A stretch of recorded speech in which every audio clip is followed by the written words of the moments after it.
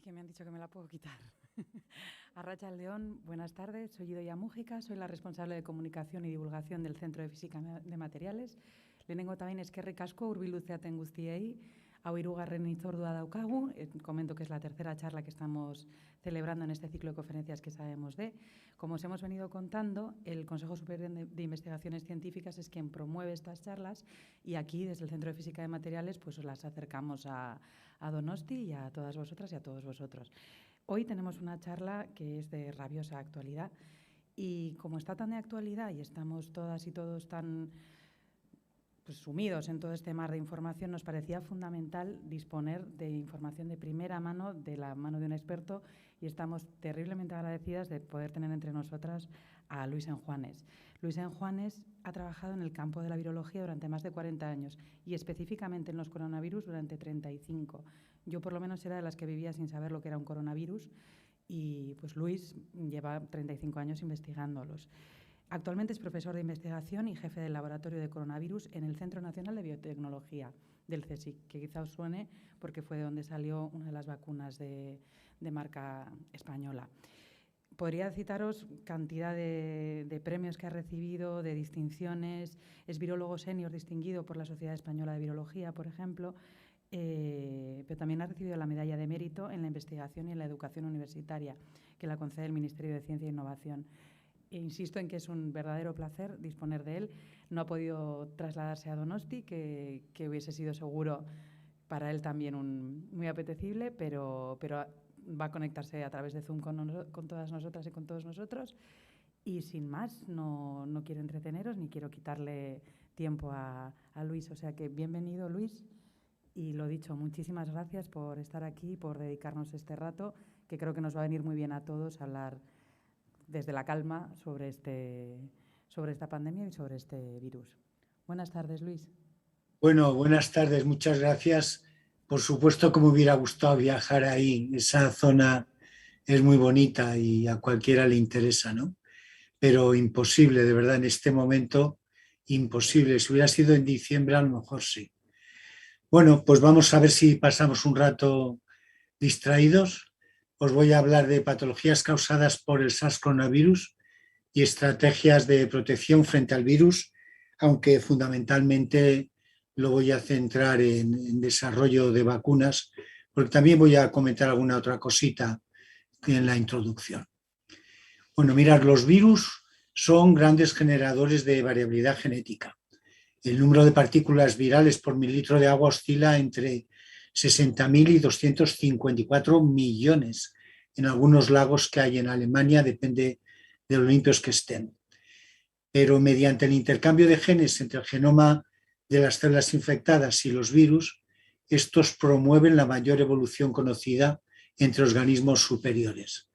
Los virus humanos, en resumen, se están reinventando constantemente a sí mismos mediante un proceso creativo que no está superado por otro mecanismo de la naturaleza. ¿Eso a qué ha llevado? Pues a que hay virus emergentes y reemergentes.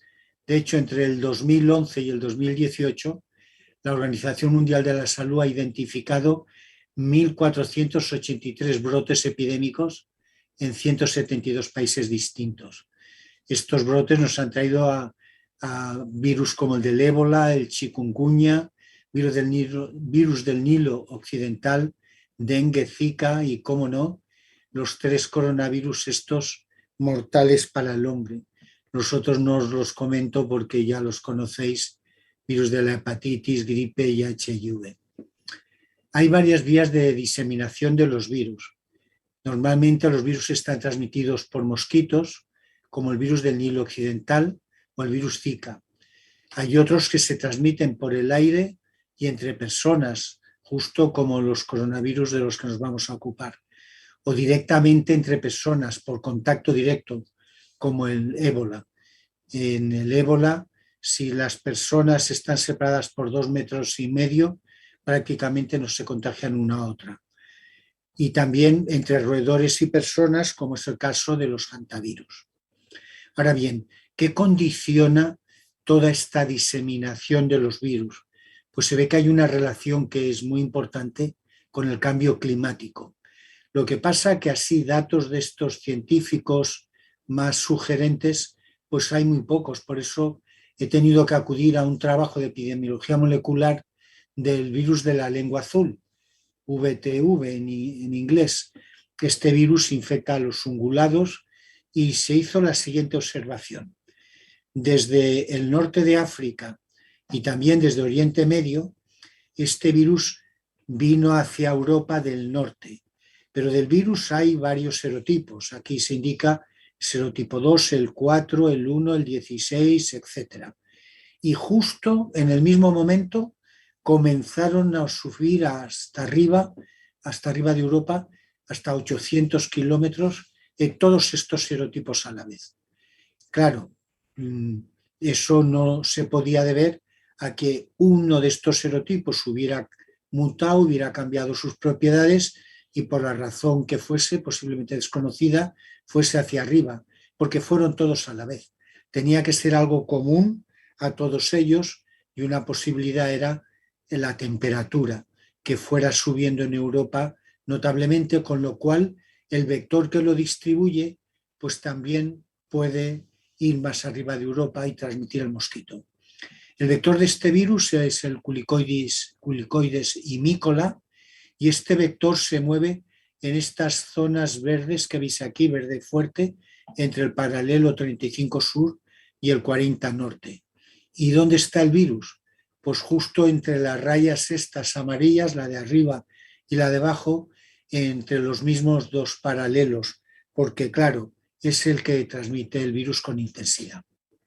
Hay varios factores que favorecen el impacto del cambio climático en la diseminación del virus VLA, porque influyen en la diseminación del vector y también en la replicación del virus. Si el virus deja de replicarse, pues luego se puede perder, ¿no? Y hay un factor que es fundamental, la temperatura. La transmisión del VLA está modulada por la temperatura porque la replicación del VLA se hace y se para por debajo de 8 a 10 grados centígrados. Y es óptima entre 18 y 29, que es justo lo que le pasa a la polimerasa del virus, ¿no? Y el otro factor es la humedad. Es la segunda variable más importante que afecta a la transmisión de este virus. Y esto llega a hacer, si las temperaturas y la humedad es la adecuada, puede hacer que los mosquitos que se trasladan por el viento, como se ha demostrado desde el norte de África a Ibiza, por ejemplo, que está a unos 350 kilómetros, pueden desplazarse a una velocidad de 8 kilómetros por hora, con lo cual en 2 días llegan del norte de África a Ibiza, como se ha demostrado, secuenciando los virus que había en el norte de África y los que han llegado a Ibiza. No es que los mosquitos vuelen esta distancia, se dejan llevar por el viento. Y todo esto viene porque cuando se ha visto la tendencia reciente del calentamiento en Europa, pues se ve que ya en el 1800 pues andaba la temperatura por esta línea fuerte, luego se estabilizó en 1930 hasta 1982, en la que comenzó una subida imparable. El resultado ha sido que en 40 años en Europa el promedio de la temperatura ha subido medio grado. Eso, claro, a escala geológica es una barbaridad. Hoy nos vamos a centrar en los virus transmitidos por murciélagos y personas, como es el caso de los coronavirus. Mirad, los coronavirus son muy abundantes y se clasifican en varios géneros, el género alfa, beta, delta, épsilon y gamma, que infectan a animales domésticos y al hombre, el ratón, animales domésticos y el hombre, animales silvestres y el hombre, a los murciélagos en sí mismo y también el género gamma a todas las aves. Pero el punto importante es que todos estos virus que infectan a todo este tipo variado de animales están en los murciélagos. Sus predecesores recientes comunes están en los murciélagos que están volando en todos los continentes del virus, incluyendo el europeo y, por supuesto, en España. Lo que hace muy probable que puedan reemerger en cualquier momento. Los coronavirus de los animales emergen cada 2 años, emerge por lo menos uno. Y esto no ha parado de suceder. Y en las personas, pues también emergen con bastante frecuencia. Como digo, vienen de los murciélagos. Los murciélagos son mamíferos como nosotros. En total hay de mamíferos 6.600 especies distintas. Pero hay que tener en cuenta que de esos 6.600, 1.100 corresponden a especies de murciélago. Pero el número nos ganan por goleada a las personas y al resto de los mamíferos. Bueno, el coronavirus tiene esta estructura que veis aquí, donde se ven las espículas del virión, que ya la habéis visto mucho por la tele. Tienen un genoma RNA de una sola cadena, sentido positivo, y coronavirus humanos conocemos en este momento 7. Los 4 primeros, que están aquí en oscuro, empezaron a identificarse en el año 60.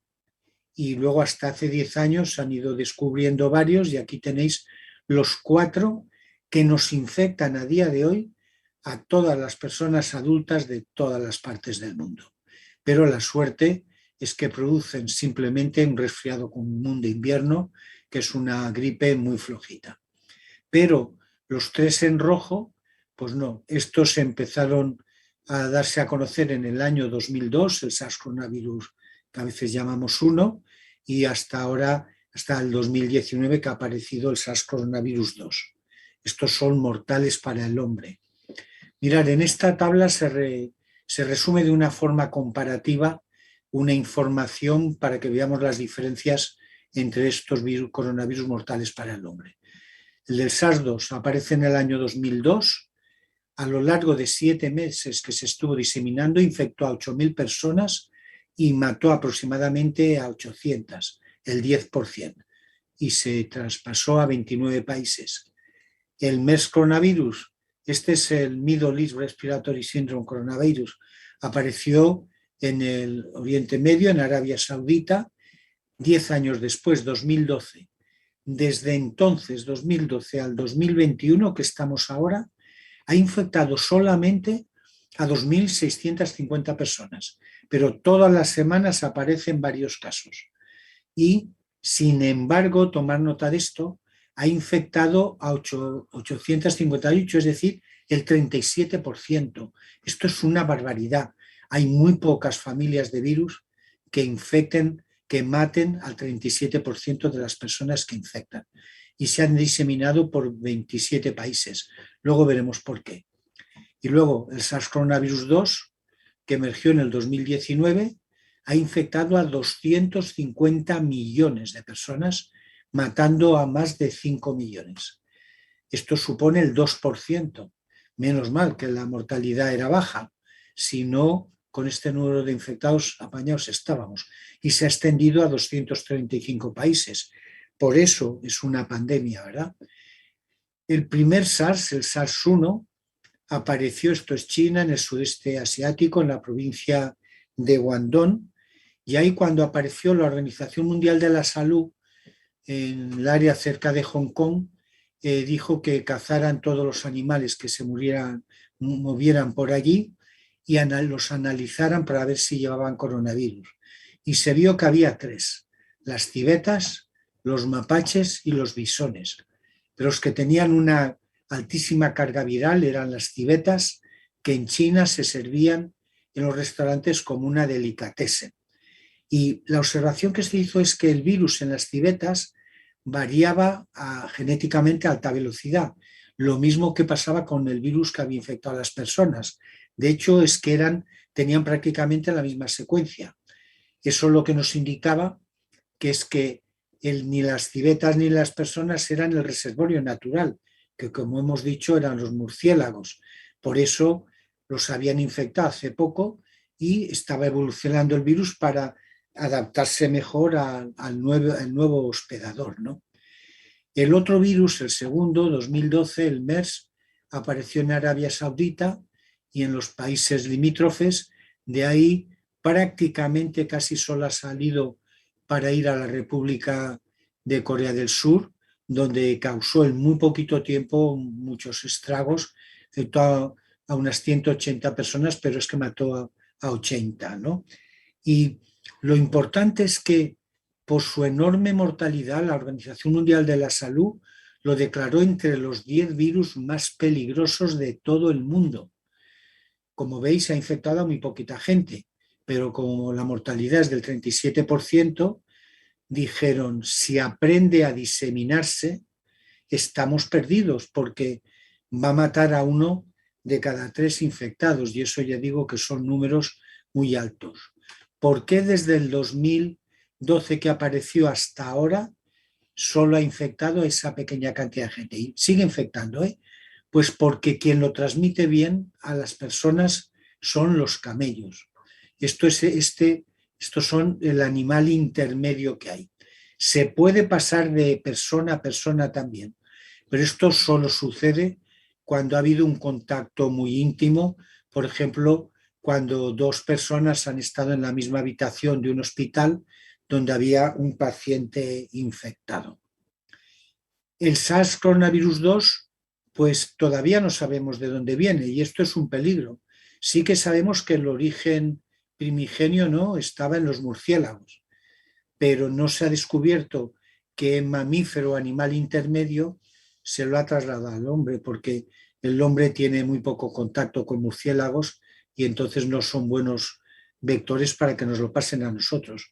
Se especuló que fuesen los pangolines y las serpientes, porque en el mercadillo de Huanan, cerca de Wuhan, la ciudad cerca de la cual apareció el virus, estos animales se venden, los llevan vivos y allí los sacrifican delante del cliente y cortan rodajitas de boa como quien corta rodajitas de merluza, ¿no?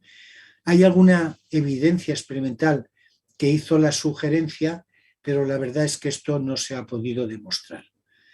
El del MERS pasa del camello al hombre porque allí tienen unas costumbres un poco raras. Una es esta muestra de cariño entre una persona y su camello. Ellos utilizan los camellos como animales de carga, desde luego, pero también como animales de carreras. Aquí utilizamos los caballos, pero además los besan, como veis, esto es frecuente, pues igual como aquí se besa a los perros, ¿no? Que se les tiene mucho cariño. Pero además tienen la mala costumbre de beber hot urine en hot milk. Se beben la orina caliente según sale y la leche de los camellos porque consideran que eso es una delicatessen y que beneficia nuestra salud. Bueno, el virus nuevo, del que todavía no se conoce el origen natural, se sabe que apareció por primera vez en Wuhan, una ciudad del centro de China, pero no se sabe de dónde exactamente se ha pasado, desde dónde se ha pasado al hombre. Entonces hay una polémica mundial que es muy importante y que yo os puedo decir que a nivel personal me ha estado afectando por incluso algún ataque de la prensa. Esto fue porque en febrero de este año y luego en agosto, un conjunto de unos 24 científicos de todo el mundo firmamos unas cartas que se publicaron en la revista Lancet, donde decíamos que, bueno, que el origen no se sabía con certeza, pero que la abrumadora evidencia de datos era que probablemente provenía de un entorno natural. Y voy a dar, porque no me puedo estar mucho tiempo con esto, una serie de evidencias, la mayor parte de las cuales vienen de una publicación que se ha hecho hace unas 6 semanas en la revista Cell por un virólogo molecular muy importante, un epidemiólogo, Edward Holmes.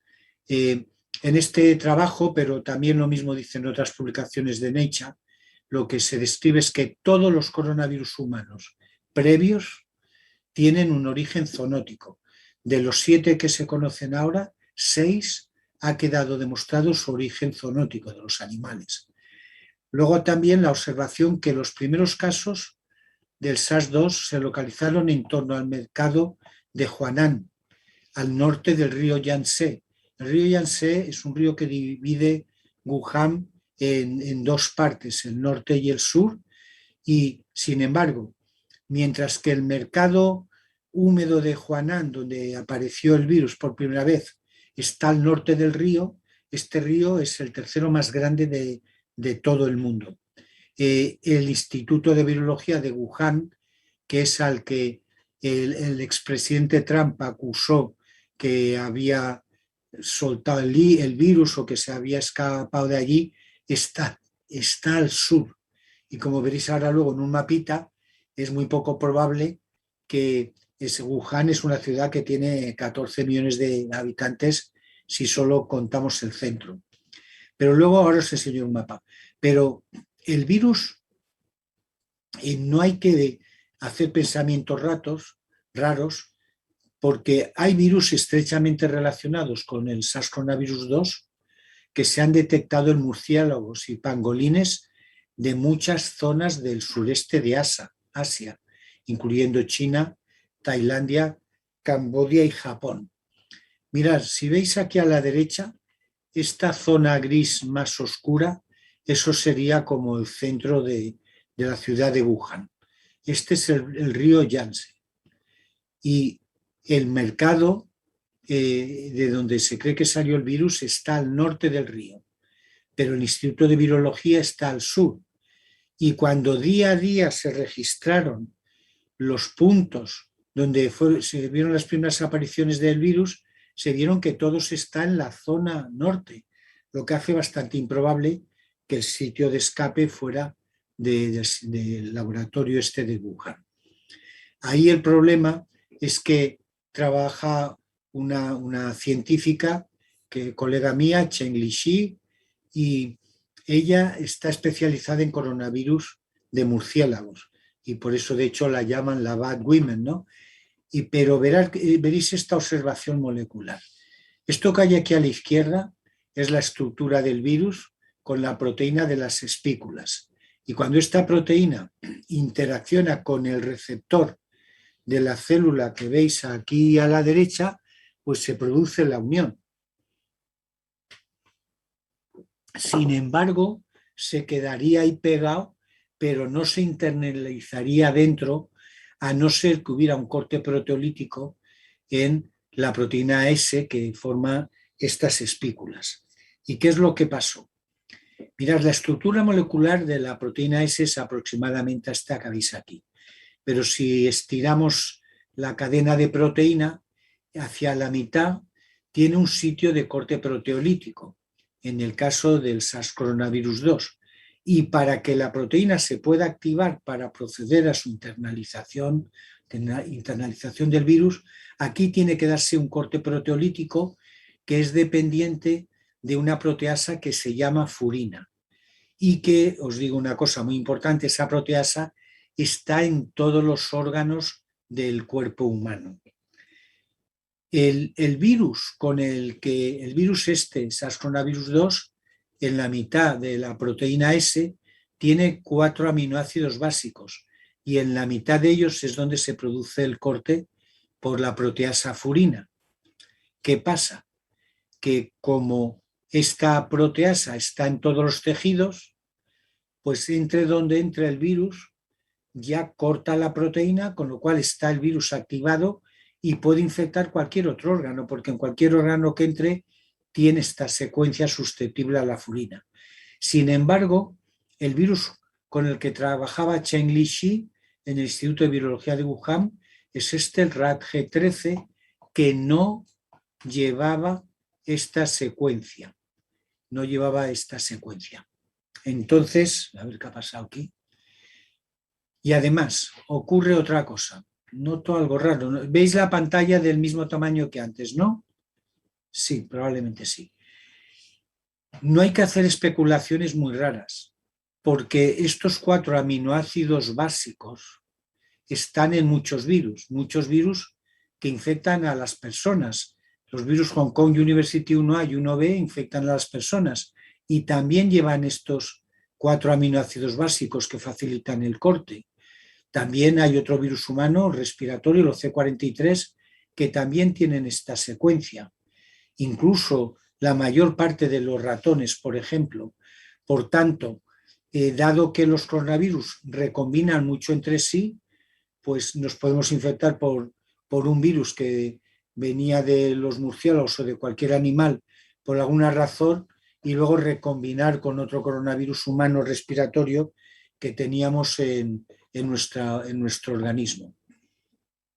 La conclusión, al menos de momento, la explicación más directa sobre el origen del SARS coronavirus es que es un evento zoonótico que ha pasado de un animal al hombre, tal como se ha demostrado para los otros 6 coronavirus humanos.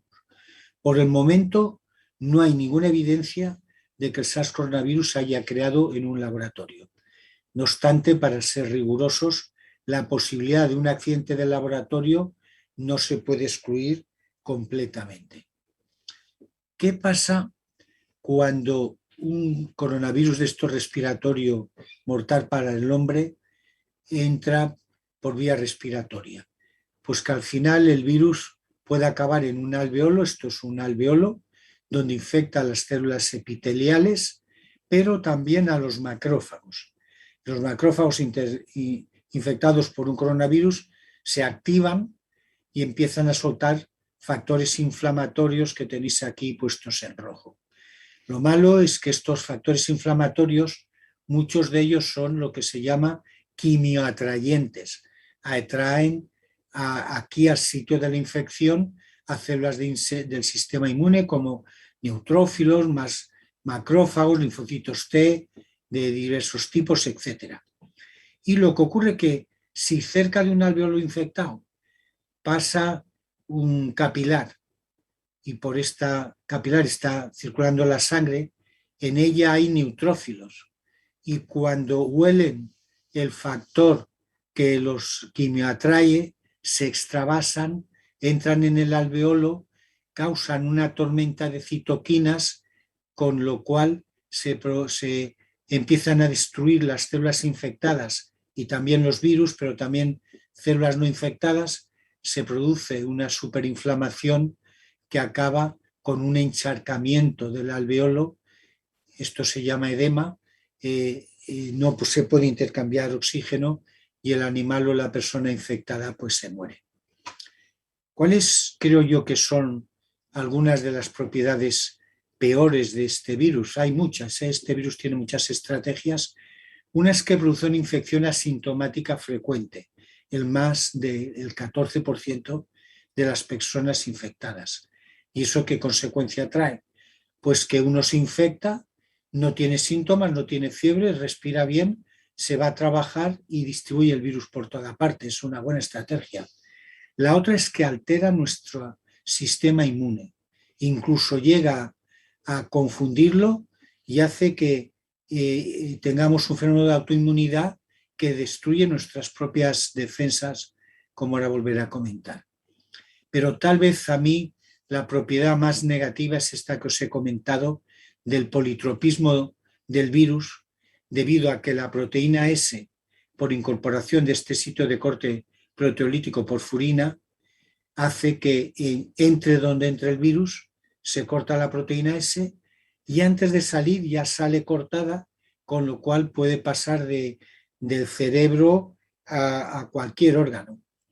El SARS coronavirus del 2002 solo infectaba pulmón e intestino, pero el nuevo, aparte de estos tejidos, infectan más de 50 tejidos distintos, cerebro, riñón, corazón, venas, afectando al sistema circulatorio, la nariz, haciendo pérdida del olfato, las células epiteliales de la boca, con lo cual pierdes el sentido del gusto, ¿no? E incluso páncreas. Más de 50 tropismos y en muchos casos tropismos combinados. Por dar una pincelada de respuesta humoral, hablaré una diapositiva de celular y otra de anticuerpos. El virus, el perjuicio que hace es inducir una superinflamación en pacientes cuando se infectan por el SARS-2. Y esto lo que hace es que descoloca la respuesta inmune innata por el trastorno de los niveles de citoquinas que acaba siendo muy baja. Pero lo peor es que hace que nuestro organismo produzca anticuerpos contra los el interferón 1, que es una de las defensas que aparece a las 2 o 3 horas después de la infección. Y eso, claro, nos elimina las defensas. Nada más empezar la infección, estamos perdidos, ¿no? Pero luego hay mucha inmunopatología producida por la exacerbada producción de citoquinas proinflamatorias. Mirad, hay muchas citoquinas que se producen en grandes cantidades, están aquí en rojo, y IL6, CXCL9, CXCL16, etc. Estas citoquinas o interleuquinas son quimioatrayentes, cada una para un tipo de células. Estas de aquí atraen a los linfocitos T y a las células NK, estas de aquí reclutan monocitos y macrófagos, y esta quimioatrae a los neutrófilos, como os he contado antes. Pero luego, en la parte de la respuesta humoral, pues la verdad es que también es un desastre. La respuesta inmune adaptativa es anormal por la tormenta, el desequilibrio de citoquinas. Y fijaros qué observación curiosa.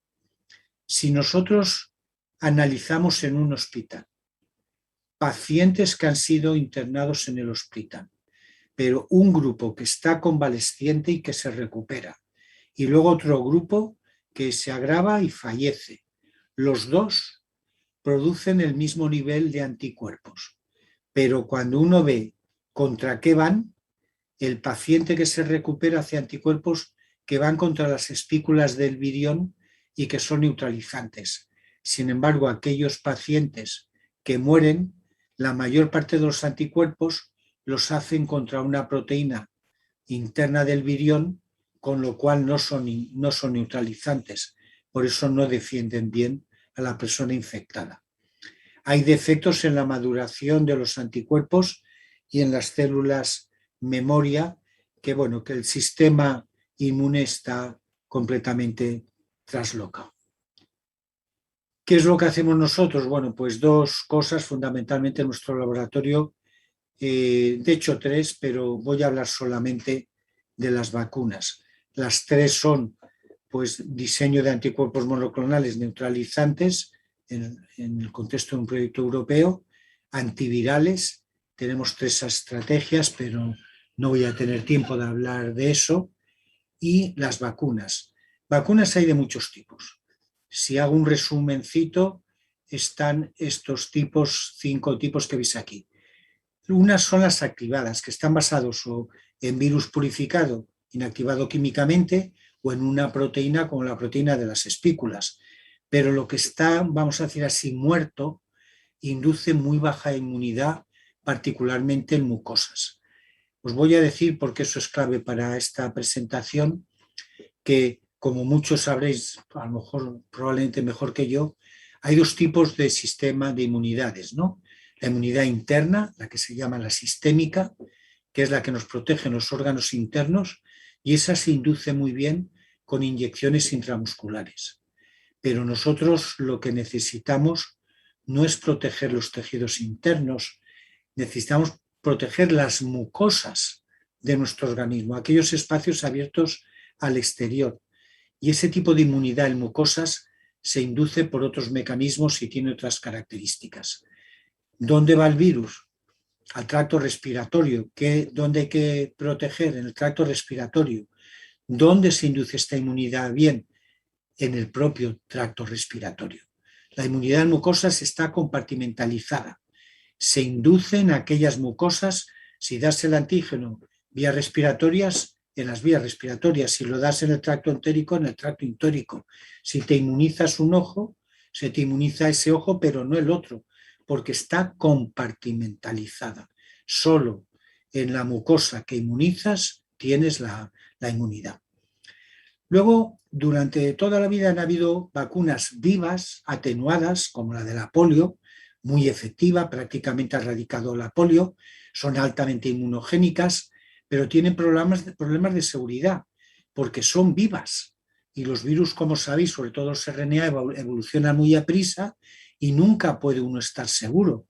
La fantástica vacuna de la polio de vez en cuando recombina o muta y se vuelve virulenta y da algunos sustos, ha pasado varias veces a la historia. Por eso estos problemas de bioseguridad.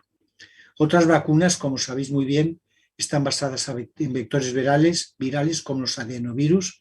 La vacuna de AstraZeneca tienen un desarrollo rápido, son muy eficaces y económicas. Otro tipo de vacunas que conocéis también bien son las que están basadas en moléculas de RNA. Estas tienen un desarrollo muy rápido porque está hecha con componentes definidos, un bajo número, y es una mezcla de un RNA y un conjunto de lípidos o de otro polímero que se mezclan para proteger al RNA. Todo esto es químicamente definido y ya habéis visto que tienen una buena eficacia, que han sido muy útiles a toda la sociedad. Pero tienen un problema, que este RNA mensajero no se autoamplifica. La cantidad que se da al principio es la que permanece. Por eso son probablemente, y porque no se dan por vía respiratoria, se dan por vía intramuscular, pues tienen una inmunidad en mucosas muy flojita. De hecho, sabéis todos que aunque te vacunan con 2 dosis, todavía te puedes infectar, amplificar el virus en tu organismo y transmitirlo. Y esto pasa con una frecuencia relativamente elevada. En nuestro laboratorio, que por llevar 35 años trabajando con coronavirus, pues conocíamos mucho, pues lo que hicimos fue tratar de mejorar esto. Y digamos que teóricamente lo hemos conseguido, lo que pasa es que hemos generado una vacuna pues que no es sencilla, pero que tiene propiedades muy interesantes. Por ejemplo, nuestra vacuna es un replicón de RNA, lleva la maquinaria para amplificar el RNA y eso hace que pueda aumentar la dosis que damos entre 1000 y 5000 veces, lo que hace que la respuesta inmunológica que induce pues sea muy fuerte. Mirad, una lista más amplia de distintos tipos de vacunas está aquí. La Organización Mundial de la Salud dice que había como 182 intentos de hacer vacunas y de todos ellos hay solamente 5 que están basadas en un RNA autoamplificativo como la que tratamos de hacer en el laboratorio. Ahora, ¿cómo llegamos a esto? A través pues del trabajo que, como digo, hacemos desde hace tiempo. Una cosa muy importante es que nosotros estábamos trabajando en las bases moleculares de la virulencia de los virus. Y los virus no son virulentos porque crezcan bien, son virulentos si llevan genes de virulencia. ¿Y qué son los genes de virulencia? Pues unos que codifican una proteína que, como comentaba antes, inhiben la respuesta inmune. Y si se los quitas, eso es maravilloso porque ya dejan de inhibir la respuesta inmune de la persona infectada, por tanto, ésta responde inmunológicamente y controla el virus. Luego, un virus atenuado, por eliminarle un virus implicado en la virulencia, es una vacuna en potencia y nosotros hemos perseguido hacer virus atenuados. Pero eso se dice pronto, lo que yo digo pues es todo, claro, un resumen, pero cuesta mucho trabajo hacerlo. De hecho, os dije al principio que el genoma de este virus es RNA y todo el trabajo que se hace de ingeniería genética no se puede hacer con RNA a día de hoy, se hace con DNA, se manejan plásmidos, DNA y demás, pero el genoma es RNA y no se puede cortar los flancos de un gen para eliminarlo y luego ligarlo y hacer un virus al que le falta un gen. Por eso todo el mundo quería tener una copia cDNA del genoma RNA del virus, pero nadie lo pudo conseguir ni en Estados Unidos ni en Europa. Nosotros tuvimos la suerte de ser el primer laboratorio que consiguió hacer un virus sintético que era un virus pleno que infectaba y se replicaba, pero teníamos la copia cDNA y por tanto podíamos cortar y pegar y quitar uno a uno una serie de genes que no son necesarios para la replicación del virus, pero que tienen de positivo que si se los quitas, el virus ya no inactiva las defensas del huésped. Por eso ese virus se convierte en un virus atenuado. Bueno, esto no era todo, porque si quitábamos los genes, uno a uno, ¿cómo sabíamos si el virus se había atenuado? Necesitábamos otra herramienta, un modelo animal, preferentemente el ratón, que lo puedes manejar en los laboratorios de alta seguridad, donde pues, las cajas autocontenidas son muy pequeñas. Y entonces nosotros desde hace más de 20 años colaboramos con colegas de Estados Unidos, preferentemente de la Universidad de Iowa y la Universidad de Chicago, y juntos diseñamos un modelo animal experimental que nos ha sido utilísimo para ver la virulencia de los mutantes de delección que diseñamos. Trabajamos en laboratorios así, con muchas precauciones, y simplificaría al principio diciendo que empezamos a quitar genes uno a uno. En el SARS coronavirus quitamos el gen E de la envuelta, que es un gen que está en bajo número de copias en la partícula viral, pero que en una célula infectada, esta zona verde, que es la tinción por inmunofluorescencia de la proteína E. Pero mirad la observación tan interesante que hicimos. Cuando generamos un virus delta E, que no tenía el gen E, e infectábamos un grupo de ratones, pero infectábamos otro grupo de ratones con el virus que sí que tenía el gen E, y observamos los pulmones de estos ratones a 4 y 6 días después de la infección, vimos que los infectados con el gen delta E pues tenían los pulmones muy limpios, podían intercambiar oxígeno perfectamente y no se moría ni uno.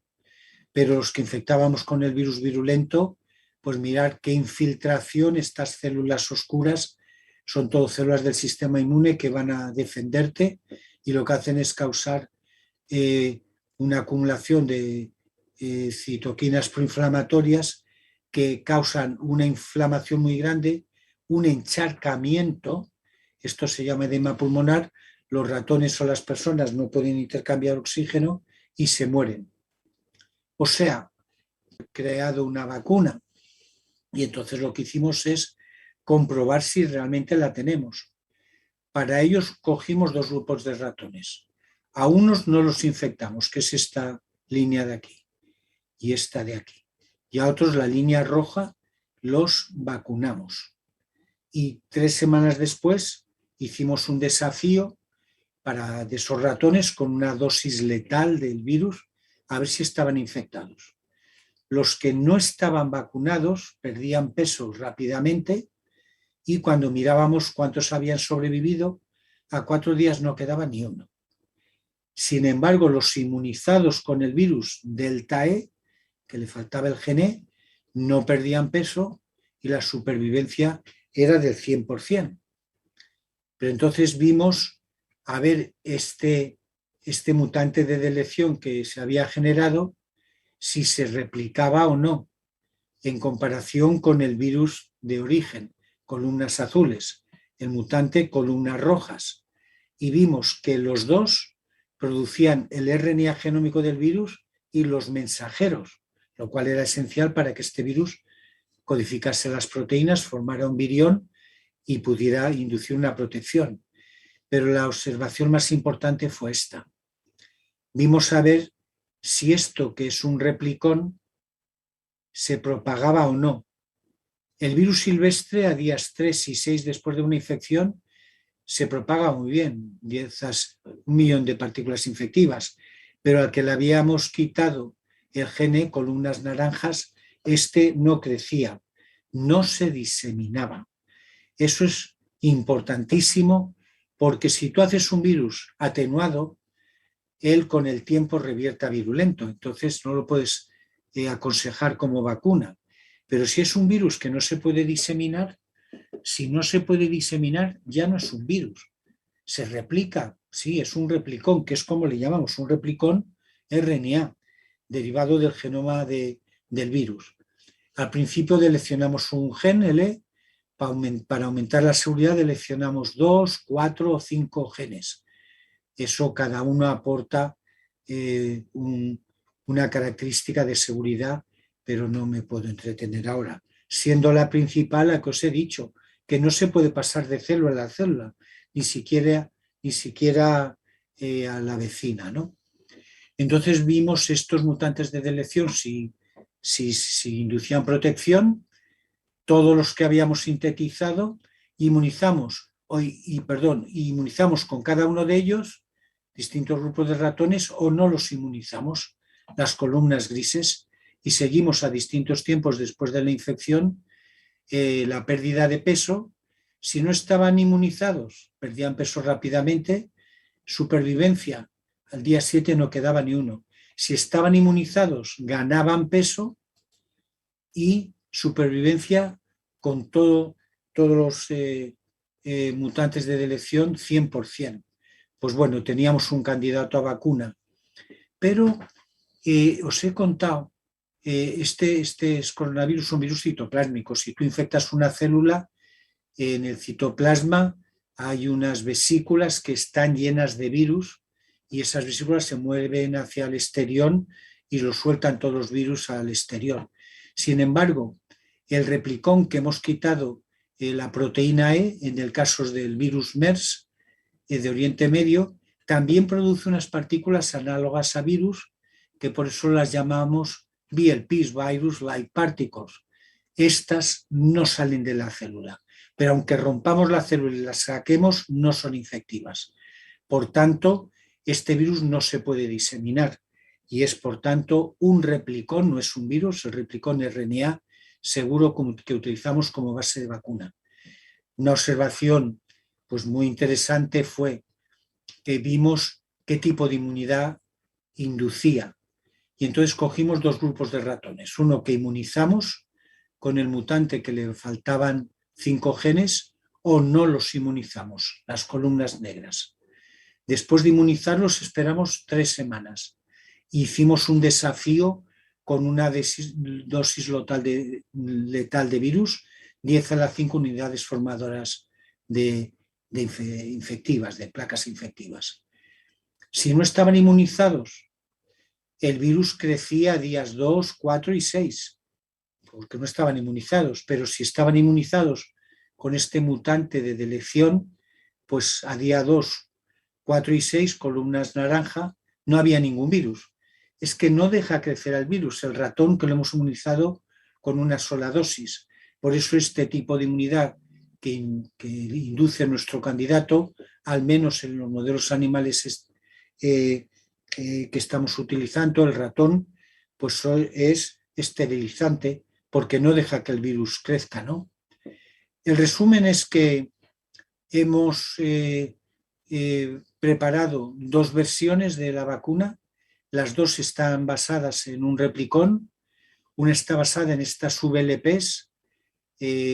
Las VLPs estas no se pueden propagar, como he dicho, pero hemos hecho lo que se llama líneas celulares empaquetadoras, que las hemos transformado y en sus cromosomas hemos metido el gen que codifica la proteína E, que es la que hace que no se pueda propagar. O sea que nosotros en la fábrica de vacunas sí lo podemos propagar. Y estas VLPs, virus-like particles, pues encapsilan el replicón y pues hace que se pueda internalizar en células de las que no vuelven a salir, pero inducen una inmunidad. Pero a las compañías les interesa mucho más vacunas que se llaman químicamente definidas. No les gustan rollos de cosas que se puedan replicar un poco. Ellos lo que quieren es pesar 1 kilo del replicón y 1 kilo de un polímero, y este polímero se añade para que haga nanopartículas, por ejemplo, y proteja frente a las RNAsas, al replicón RNA, para que no se degrade y para que le ayude a internalizarse en las células. Y esta es una versión que llamamos químicamente definida, que, como digo, tiene más fácil aprobación por las agencias que regulan la administración de las vacunas. Y claro, dado que es más difícil que te aprueben una vacuna que se administra intranasalmente que una que se da intramuscularmente, pues por si acaso estamos trabajando en los dos tipos de vacuna. Colaboramos con otro laboratorio que es experto en polímeros. Ahí nuestro conocimiento es muy, muy limitado y tenemos que correr un poco, y para eso lo mejor es colaborar. Acabo con dos diapositivas y media. El virus nuestro, como va mucho más lento, tenemos que asegurarnos de que es eficaz y seguro, pues ya hemos incluido en la vacuna mutaciones que tienen estas variantes alfa, beta, gamma y delta, que hace que la inmunización haya perdido una eficacia contra ellas de entre el 5, 10, 15%. Estas mutantes que han emergido, la delta es la que se está imponiendo en todo el mundo, la que viene de la India, pues tienen muchas mutaciones. Comparten algunas, por ejemplo, la mutación 614, que es muy famosa, la tienen las 4 variantes. Hay otras mutaciones, como esta que está en rojo, 484, que la comparten estas 3, pero estas otras variantes comparten esta otra mutación, la 417. Y eso, pues estas mutaciones mapean aquí en esta parte de la proteína de las espículas. Unas son comunes y otras son específicas de cada caso. ¿Qué ha pasado? ¿Cuál es la eficacia de las vacunas actuales contra estas mutantes? Las vacunas que se comparan en la tabla son pues, las de AstraZeneca, Pfizer, Moderna, Janssen, etc. Y las variantes virales estas. ¿Cuál es la eficacia? Pues se reduce, porque la de la vacuna AstraZeneca pues baja su eficacia del 80 y tantos por ciento al 70, 75, 10%, mantiene una buena eficacia contra la Delta, sin embargo. Las que más genéricamente responden bien son Pfizer y Moderna, que protegen a más del 96%. Sin embargo, la trampilla que hicieron con la de Janssen, que dijeron que era una dosis, y así también la hago yo, ¿no? Protege el 66, 70, 73%. Y así más o menos. Nosotros, al haber incorporado esas mutaciones, pues ahí saldremos tarde, pero a ver si podemos salir un poco mejor. Bueno, la última diapositiva es que la vacunación en medicina supone la mejor relación inversión-beneficio. Y aquí os nombro gente del laboratorio. Yo soy el director del laboratorio desde hace 1.000.000 de años. Isabel Sola hizo la tesis conmigo, pero hoy en día es la codirectora. Sonia Zúñiga es otra científica estable, acaba de sacar la plaza. Y los que veis en blanco son doctores que, bueno, pues juegan un papel imprescindible. Los que llevan el trabajo adelante son ellos.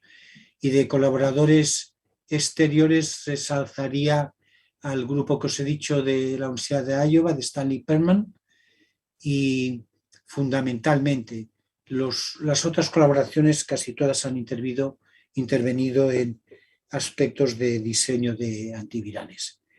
Bueno, yo pararía aquí. Si queréis hacer alguna pregunta, Sí, sí, mejor la José. hacéis porque si no os la pregunto yo. Te voy a pedir que dejes de compartir la presentación para que te veamos en desplegado en la pantalla grande aquí. Vale, a ver, que dejes, esto está, dejar de, Ahí estás, ya está.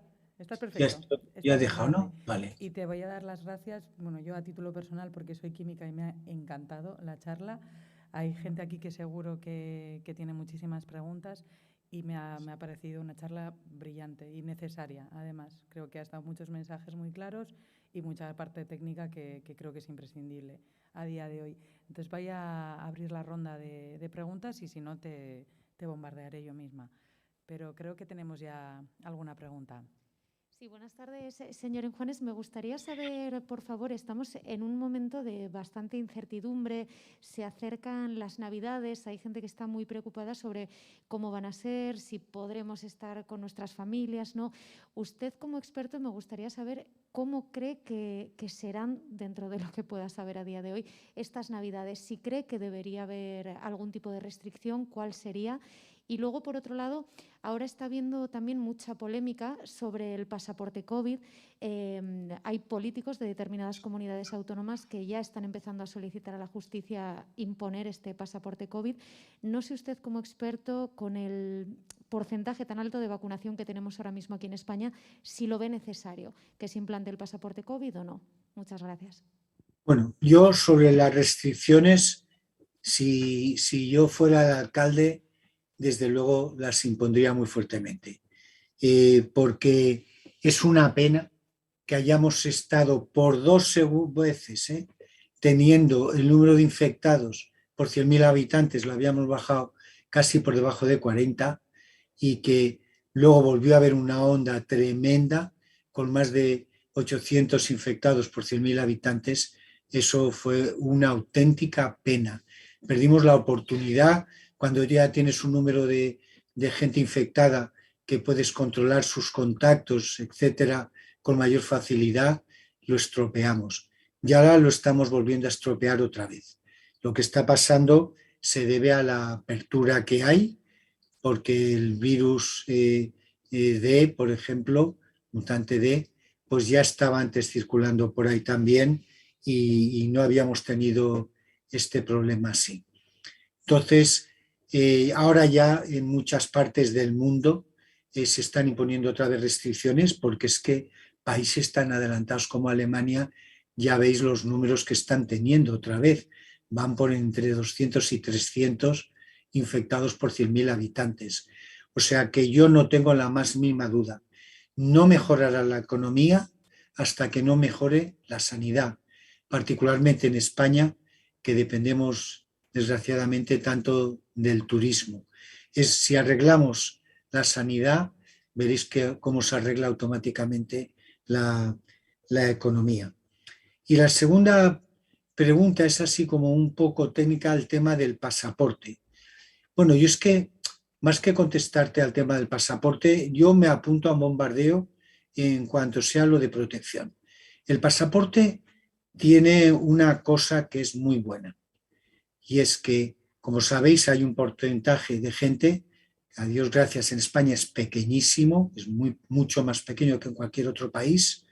Tener en cuenta que los españoles tenemos que estar orgullosos del gobierno, de las autonomías, de las personas, del sistema médico. Estamos a la cabeza del número de vacunados en el mundo. Hemos vacunado al 80 y algo por ciento.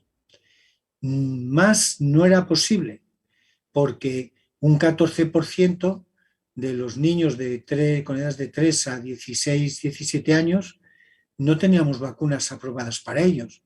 Pero ahora que ya están aprobadas y que están accesibles, podemos subir al 80 y tantos por ciento de vacunados, un 14% cuando vacunemos a estos niños pequeños entre 3 y 6 años o entre 6 a 16, ¿no?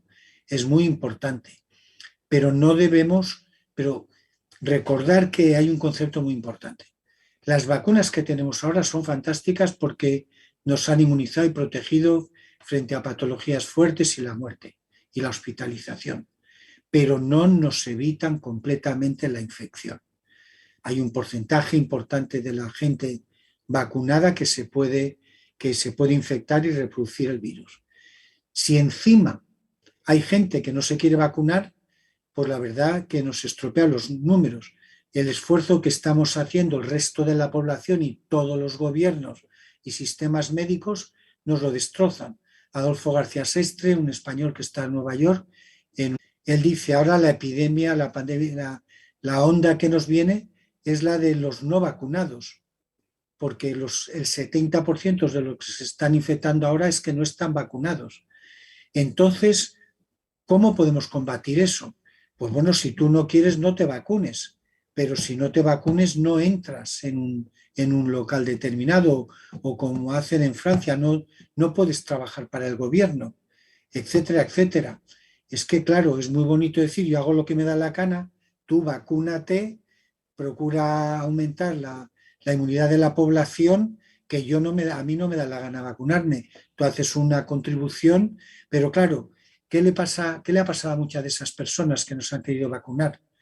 Que luego se han infectado y cuando han estado a punto de morirse es cuando han lamentado no haberse vacunado, cuando ya era tarde. Pero es que además esa gente que no se vacuna y se infecta, contagia a sus padres, a su mujer, a sus hijos y a sus amigos. Entonces, para mí, yo ya soy un poquito mayor y más prevenido en ese sentido, de cualquier cosa, cualquier restricción razonable, se puede abrir un poco la mano, pues yo la aprobaría. Es que si no, luego es peor. Es que luego, si no, en algunos países europeos adelantados como en Alemania están cerrando ya a tope, y en Austria, y sitios de esos. Y lo que pasa en Estados Unidos es vergonzoso. Un país con ese adelanto y ese poder económico y de producir vacunas y demás, tienen vacunado solo al 58%. Tienen unos números vergonzosos para un país con el desarrollo como Estados Unidos. Así que yo siento decirte si eso no te va bien, pero sí que apoyo cualquier restricción, pero bueno, predigo que podemos tener unas navidades muchísimo mejores por el elevadísimo porcentaje de vacunados, pero que tenemos que mantener todos estos rollos que habéis oído de mascarilla, distancia de seguridad, ventilación, etcétera, etcétera. Eso hay que mantenerlo hasta que no bajemos el virus mucho más. Luis, aprovecho para decirte que la persona que te ha hecho la pregunta es una periodista que se ha desplazado de Telecinco y, con tu permiso, yo creo que vas a salir hoy en las noticias de Telecinco, porque se han enterado de que venías a dar una charla y su sorpresa ha sido que te tenemos aquí en pantalla, pero te lo quería comentar por si te parece bien. Sí, yo no tengo ningún inconveniente, te he tenido la noticia que me habían avisado, pero es que no tenemos tiempo, estamos Normal, al por eso límite te lo agradezco, porque y ya no podemos más. que sepas que es bastante difícil desde el área de la ciencia llegar al mainstreaming, y pues hoy lo vamos a conseguir con este tema que nos acompaña desde hace tanto tiempo. Voy a dar la palabra al resto del público, a ver si alguien se anima a hacer alguna otra pregunta. Mira, sí, tenemos ahí otra pregunta. Buenas tardes y muchas gracias por toda la información. Yo tengo dos preguntas. Una es, ¿qué uso haría usted a nivel personal de los test antigénicos? Bueno, no entiendo tu pregunta, pero no sé si del todo. A ver, De los test, hay dos tipos, para resumir, hay dos tipos de test. Unos que lo que ven es si te has vacunado y otros que ven si has tenido la infección. Los test que para ver si te has vacunado son específicos para la proteína S del virus, porque todas las vacunas que están ahora circulando en España, el único antígeno que llevan es la proteína S. Luego, para saber si estás vacunado, tienes que hacerte el test para ver si tienes anticuerpos contra la proteína S. Pero si te has infectado, tienes anticuerpos contra la proteína S, pero también contra la N, la M y otras. Los infectados, claro, se han inmunizado contra todas las proteínas del virus. Entonces, los hospitales y clínicas, o yo en mi casa, utilizo los dos test dependiendo de lo que quiero saber. Para ver si estoy solamente vacunado, tengo que comprar un test que vea anticuerpos contra la proteína S. Esto no lo sabe mucha gente, porque hay muchos test, sobre todo coreanos, que detectan la proteína N. Entonces te haces el test después de haberte vacunado y ven que te da negativo los anticuerpos. Pero claro, es que ese test no vale. para ver la vacunación, porque no hay ninguna vacuna que lleve proteína N, excepto la nuestra, que la utilizamos solamente a nivel de ratón en este momento. O sea, que si tú te haces un test de los completos que pueden ver proteína N, proteína S, pues entonces podrás saber. Si solo te da anticuerpo contra la proteína S, es que los tienes porque te has vacunado. Pero si además te da anticuerpos contra la proteína N, es que te has infectado, porque las vacunas de ahora no te inmunizan contra la N. Entonces la pregunta está muy bien hecha y es muy útil porque mucha gente está equivocada. Hay mucha gente que estaba desesperada porque los habían vacunado, se compró un test, se lo hizo en casa y decía anticuerpos cero, pero era porque ese test solo valía para ver la N, que es más barato producir la N que producir la S, y no avisan a la gente. Y esto ha llevado a muchas equivocaciones a mucha gente. Sí, yo lo decía, por ejemplo, en una reunión familiar que se junta gente que no es una convivencia diaria, sino que es un momento puntual, que son personas de diferentes núcleos convivenciales. Y pueden estar o todos vacunados, o algunos vacunados y otros no, y van a participar en una comida. ¿Convendría hacerse un test antigénico de estos que venden en las farmacias antes o no? Pues hombre, yo conozco mucha gente que sí que lo hace, que no deja entrar a nadie en su casa, en el vestíbulo de la entrada de la casa les hacen el test. Y entonces, pero ten en cuenta lo que te he dicho, hay que comprar un test que detecte la proteína, anticuerpos contra la proteína S. Todo el que tenga anticuerpos contra la proteína S, pues bueno, tiene una mínima protección, ¿no? No te garantiza nada totalmente, pero sabes que es una persona que tiene protección y que una persona que tiene anticuerpos contra la proteína S podrá transmitir la infección, pero de una forma muy reducida, porque la mayor parte de los virus circulantes, pues esos anticuerpos los han neutralizado. Sí, y la segunda pregunta, y con esto ya termino, es ¿qué opina usted de la combinación de vacunas en una misma persona? Mira, eso ahora ya está superado en el sentido que está muy claro. La combinación de cualquier vacuna con cualquier otra se ha demostrado que es positiva. Eso ya lo veníamos diciendo desde hace mucho tiempo algunos. Te voy a poner, hombre, el ejemplo más fácil para explicarlo. Sí, ¿por qué la vacuna del Reino Unido, AstraZeneca, la basaron en un vector basado en adenovirus del chimpancé? Pues porque los adenovirus del chimpancé nos pueden también infectar a los humanos, pero la mayor parte de los humanos, ¿verdad?, no vivimos en contacto con los chimpancés. Como no vivimos en contacto con los chimpancés, pues no tenemos anticuerpos contra el adenovirus de los chimpancés, el vector de la vacuna de AstraZeneca. Entonces, cuando nos inmunizan la primera vez, la vacuna prende muy bien porque no tenemos defensas contra ella y inmuniza muy bien. Amigo, pero cuando te dan la segunda dosis, si la dan contra la misma vacuna, es el adenovirus del chimpancé. Y ahora estamos vacunados contra el adenovirus del chimpancé. Entonces, la segunda dosis en parte no se utiliza porque la inactivamos, la neutralizamos. Es mucho mejor cambiar la segunda dosis. Si te han puesto la primera de AstraZeneca, pues ponte la de Moderna o la de Pfizer. Esto es lo que se está haciendo ahora fundamentalmente en España, porque ya se ha comprobado que las respuestas es mucho mejor.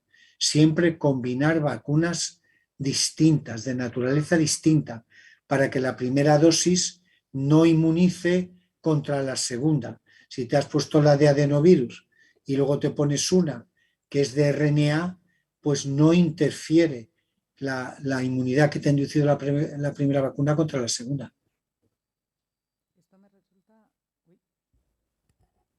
Esto no sé si soy la única súper sorprendida, porque era un poco confusa la información. Me parece que tiene todo el sentido del mundo lo que comentas, pero la realidad es que la pauta sigue siendo 2 dosis de Pfizer, ahora es No, 3. no necesariamente. Desde el hombre, lo que yo te diría es lo siguiente. Bueno, con cuidado, ¿no? Todo es relativo en la vida. La de Pfizer, si te dan una de Pfizer y la segunda es de Pfizer, es que las vacunas basadas en RNA Claro, casi no inducen claro, anticuerpos. claro. Eso no es muy malo, pero funciona mejor si te la dan una de Pfizer y otra de Moderna. Y desde luego lo que es absolutamente mejor es si en el caso de que te hayan dado una de AstraZeneca, que la segunda no sea de AstraZeneca. Y así lo ha convenido el gobierno con las autonomías, ¿no? Que aquellos que le dieron AstraZeneca, hombre, yo puedo estar equivocado, pero mi información es que el gobierno ya recomienda la segunda dosis que sea de Pfizer o de Moderna. Tienes razón, es que acabo de entenderlo. De verdad, o sea, yo por lo menos lo acabo de entender, que tiene sentido, porque es de virus atenuado. Entonces, lo que tú dices, que el propio sistema aprende a atacar a esa vacuna, pero cuando son vacunas de RNA no generan anticuerpos contra el RNA mensajero. Es eso, ¿verdad? Claro, es que el RNA no induce muchos anticuerpos, Claro.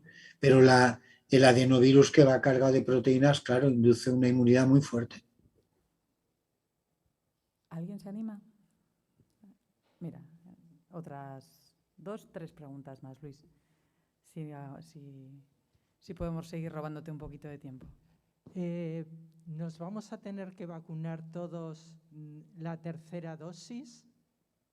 Y otra pregunta, ¿es que las vacunas solamente tienen 6 meses de protección? Gracias. Vale, vamos a ver. Mira, yo en ese sentido también lo tengo muy claro. ¿Os acordáis que durante la charla que he dado hablaba de la inmunidad sistémica y de la inmunidad en mucosas? Dos tipos de inmunidad. La inmunidad sistémica es maravillosa porque, por ejemplo, a mí hace más de 60 años me vacunaron contra la polio, el sarampión y la viruela. Una sola dosis intramuscularmente. Y 60 años después todavía estoy inmunizado. Pero sin embargo, todos los años me tengo que inmunizar contra la gripe, que infecta una mucosa. La inmunidad en mucosas dura muy poco, dura 1 año, 2 años, 3 años como mucho, pero es de corta duración. Entonces, sí, como lo que nos interesa es inmunizar nuestras mucosas respiratorias, es bueno volverse a inmunizar de vez en cuando, por 2 razones. Porque la inmunidad dura poco y segundo, porque es que los coronavirus, como el virus de la gripe, van cambiando. O sea que hay 2 argumentos muy fuertes que aconsejan que te vacunes. La pregunta que a mí me suelen hacer mucho es, sí, pero ¿cuándo? Porque yo me he vacunado ya 2 veces y tengo anticuerpos. ¿Puedo aceptar ya la tercera dosis? ¿A partir de cuándo, desde que me dieron la segunda dosis, me puedo vacunar de la tercera? Y bueno, yo no es que sea experto en ese área de epidemiología, pero he estado muy recientemente en mítines de estos de la vacunación y demás, y los expertos, epidemiólogos en este sentido, dicen, mira, por lo general, a partir de 2 o 3 meses de la segunda vacunación ya te puedes poner la tercera. Pero no, como estáis de espaldas, no me hago idea de la edad que tenemos en la audiencia. Está en un meeting importantísimo por un catedrático experto en vacunas y personas mayores, etc. Las personas jóvenes tienen la ventaja que mantienen la inmunidad mejor porque la vacunación la aprovechan mucho mejor que las personas mayores de 65 años. A un mayor de 65 años, de no ser que tenga algún problema secundario, en cuanto le ofrezcan una vacuna la debe de aceptar y ponérsela. siempre que hayan pasado pues un par de meses, por ejemplo, porque nosotros tenemos el sistema inmune muy debilitado en cantidad y en calidad. El repertorio de nuestra respuesta disminuye mucho el número de cosas a las que puede responder. Y las vacunas llevan, aparte de la proteína que te inmuniza, llevan un adyuvante que nos potencia el sistema inmune. Y por resumírtelo en términos gráficos y reales, una persona mayor, cada vez que se inmuniza por el adyuvante que llevan las vacunas, que potencian el sistema inmune, debe de saber que se rejuvenece inmunológicamente hablando y se le alarga la vida. Entonces hay que recomendar particularmente a las personas mayores que se vuelvan a vacunar pues todos los años y 3 veces las que haga falta. Y también, claro, las personas inmunodeficientes, las personas que han sido trasplantadas están inmunosuprimidas fuertemente para que no rechacen el trasplante, etcétera, etcétera. Hay una lista de personas y de situaciones que el médico de cabecera las conoce perfectamente y sabe cuándo tiene que recomendar que se vacune por tercera vez o cuarta vez con más urgencia. ¿Alguna pregunta Me más, habías Sonia? preguntado otra cosa. ¿Cuál era tu segunda pregunta? Era lo de las dosis y no sé cuál era la otra. Le Si me estamos la- volviendo a dar el micrófono. Perdón, si cada 6 meses nos tendríamos que vacunar. Si Bueno, solamente hombre, yo tiene... pienso que una vez la gente ya lleva una dosis, 2 y una tercera, que probablemente ya estamos sensibilizados y que creo que la situación estándar será pues la que hacemos ahora con el virus de la gripe, que nos vacunamos una vez al año. Hablo de la población en general, todo esto son normas generales. Habrán personas que se tendrán que vacunar más a menudo y otras menos, pero si no se hace una caracterización del nivel de inmunidad que tiene una persona antes de vacunarse, el consejo ahora es que la tercera dosis a partir, y no lo digo yo, lo dicen los expertos, a partir de 2 o 3 meses ya te puedes vacunar. Pero creo que eso se irá espaciando con el tiempo, pues porque ya tendremos una enseñanza de nuestro sistema inmune y en cuanto ya está preinmunizado y se amplifica inmediatamente cuando le das una nueva dosis, aunque ésta sea pequeña, por eso se puede espaciar más la vacunación. Hola, buenas tardes. Yo he pasado la Un poco más alto. Yo he pasado la COVID. ¿Cuánto tiempo dura la inmunidad? Bueno, mira, esta es una pregunta que también es interesante porque hay falta de información sobre ella. Parece ser, según los expertos, que la vacunación derivada, la inmunización derivada de la vacunación es más fuerte que la que viene de haber cogido la infección. Es decir, que hablando en general, si te has vacunado, estupendo, pero si te has infectado, pero no te has vacunado todavía, es muy conveniente que te vacunes. Y eso yo, en fin, lo aconsejo fuertemente. Lo que suele suceder es que hay personas, pues sin ir más lejos, mi mujer, por ejemplo, ¿no? Mi mujer recibió 2 dosis de una determinada vacuna y quedó inmunizada. Y hasta ahora, pues, todo muy bien. Lo que pasa que inadvertidamente ella se infectó a los 2 meses de haberse vacunado con las 2 dosis. Porque ya hemos dicho que la vacunación no previene al 100% el que se pueda infectar o no.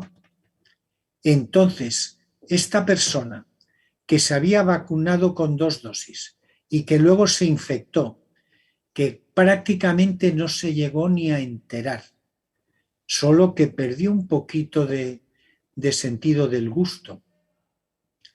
pero que no le dio importancia porque era muy leve. ¿Pero qué pasó? Luego, cuando se hizo otro análisis, tenía una cantidad de anticuerpos fantásticamente alta. Es decir, que si tú te has vacunado 2 dosis, pero luego te infectas, fíjate, ni se dio cuenta, no tuvo ni fiebre, ni dolor de cabeza, ni tos, ni problemas respiratorios. ¿Por qué? Porque ya estaba vacunada, pero eso supuso como una tercera vacunación y tiene unos títulos de anticuerpos que ya los quisiera yo, ¿no? Si la cosa es al revés, pues también puede pasar una cosa parecida de potenciación. O sea que malo no es si has pasado la enfermedad y te vacunas, sí, es conveniente, y al revés también, pero vamos, no es que te diga que si te han vacunado que vayas a ver si te infectas para tener una inmunidad muy alta. ¿Alguien tiene alguna otra pregunta? ¿O han ido respondiéndose las...? Sí.